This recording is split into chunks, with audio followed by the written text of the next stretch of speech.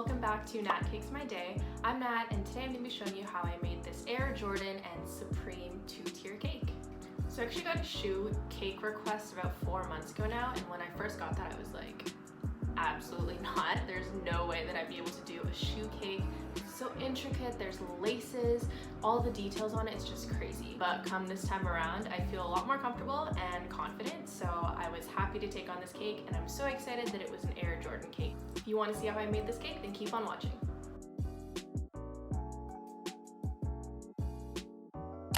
So I first started out by making a chocolate cake in the rectangle pan, and then I started from there. So I printed off this template that I found online, and then I used that to go out and start shaping out my cake. So I first started out by cutting out the bottom of the cake using the footprint template and putting it on top of the cake and just cutting it right around that. And then I went for a second layer and did only about half because of course the top of the shoe would be the most. I didn't really have to cut 3 in a row and shape all that together. So I just kept cutting away at the template as I needed until I got to the height of the cake that I wanted. And then using this lovely side profiled shoe template, I used that to shape the height and the curve of the shoe. And then from there I just started rounding off the edges so it was nice and round and very shoe-like. And then once I was happy with the shape of the shoe, I went ahead and glued everything together with buttercream. Feel free to adjust and keep trimming and shaping away as well as you need to. It also does help that you cool your cake. It's a lot easier to carve and shape when it's chilled. So if you need to go back and forth and just chill as you go, feel free to do that as well. My cake was very chilled, so I was good to go.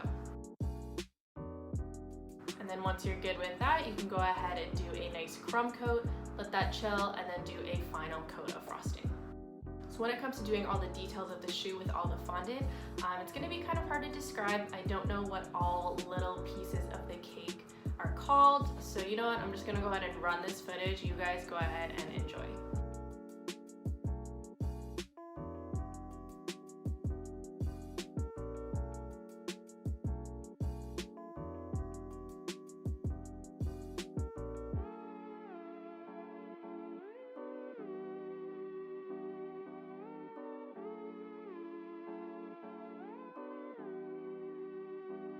I do want to jump in here and say that this stitching tool was my whole life.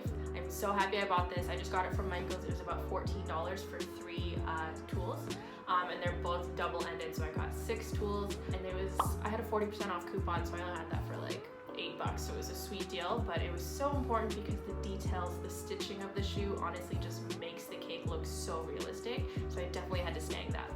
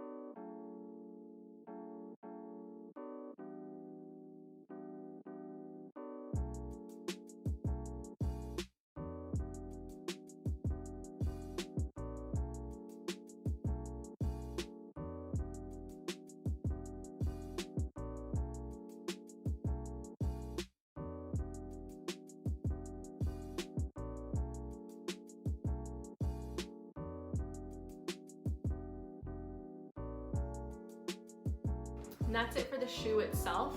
The bottom tier was quite simple.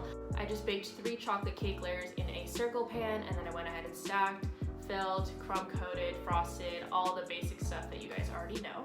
And then I covered that with white fondant.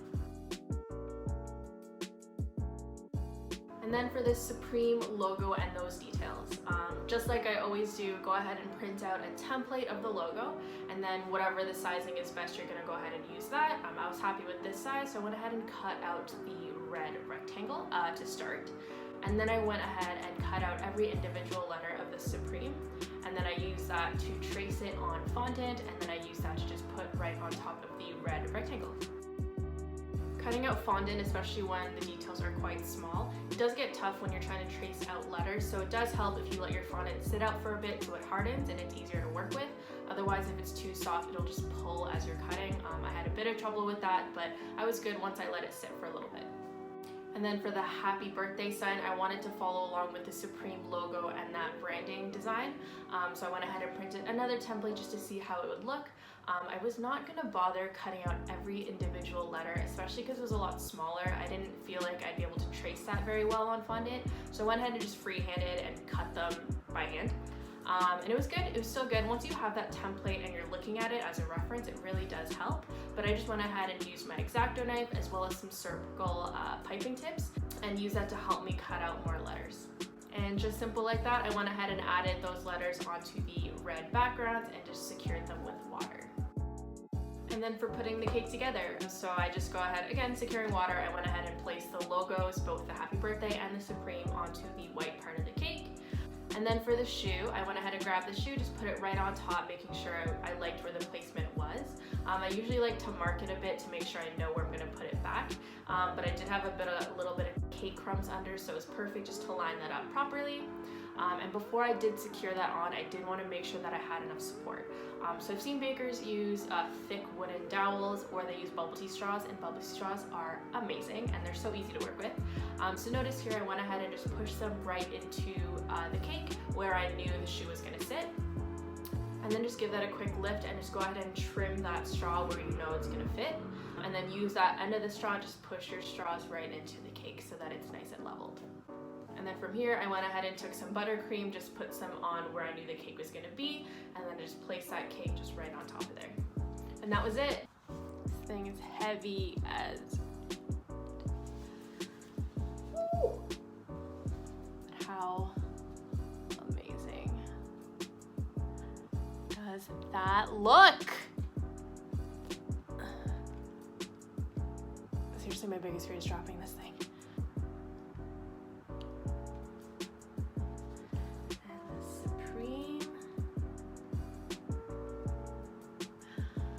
I'm so tired. Not too hard. I definitely thought this shoe cake would be a lot tougher because there's so many details, but actually maybe it's because I've had a lot of practice with fondant now, or maybe I've seen so many videos of how to work with fondant. Thank you, Yolanda. But yeah, it was not even that challenging, and it was so rewarding because it actually looked like a freaking shoe. It looked like a little kid shoe, which was so much cuter. I always get baby fever when I see kid shoes, and this was just like a kid size 11 shoe. Is adorable. So if you are going to make a shoe cake, hopefully this helps you out. I definitely recommend cutting out some templates and guides. That is a lifesaver. And I also recommend getting some nice tools, especially that stitching tool, because seriously, all the details make such a difference. I'm super excited if I ever get a shoe request again. I'd be very confident in doing it, and I really hope I do get another one. And that's all I have for you today. I hope you enjoyed this video, and I'll see you later.